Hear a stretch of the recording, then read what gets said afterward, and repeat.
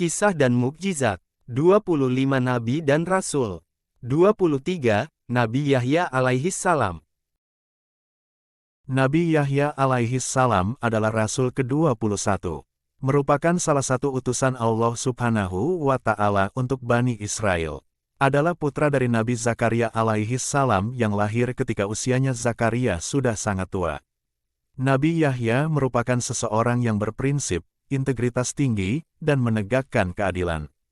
Beliau, orang yang terhormat dan suci, mengerti syariat, rajin dan gemar membaca sejak kecil sehingga mampu memutuskan perkara serta mencari solusi atas semua persoalan. Nabi Yahya merupakan putra dari Nabi Zakaria alaihi salam yang dikenal memiliki banyak keistimewaan. Mukjizat Nabi Yahya alaihi salam antara lain, kelahirannya pada saat ayahnya, yaitu Zakaria, sudah berusia lanjut. Mukjizat Nabi Yahya alaihi salam. 1. Kelahirannya saat usia Zakaria sudah lanjut. Salah satu cerita dari kisah mukjizat Nabi Yahya adalah kelahirannya menjadi sebuah mukjizat yang tidak bisa terpikirkan oleh akal sehat. Nabi Yahya lahir saat Nabi Zakaria sudah berusia sangat tua dengan kondisi istrinya yang mandul. Sumber menyebutkan bahwa usia Nabi Zakaria saat itu adalah 80, 90, atau bahkan 100 tahun. Namun Allah subhanahu wa ta'ala menjadikan Nabi Yahya sebagai jawaban dari doa Nabi Zakaria yang menginginkan keturunan setelah berbagai upaya dilakukan. Nabi Zakaria khawatir tidak ada yang bisa menegakkan hukum-hukum Allah kembali dan menuntun Bani Israel dengan sabar ke jalan yang benar sepeninggal dirinya, jika dia tidak memiliki keturunan. Kelahiran Nabi Yahya bahkan tertuang dalam Al-Quran. Quran Surah Ali Imran, 3 ayat 39, dan Quran Surah Maryam, 19 ayat 7. Kelahiran Yahya merupakan kabar gembira bagi Nabi Zakaria.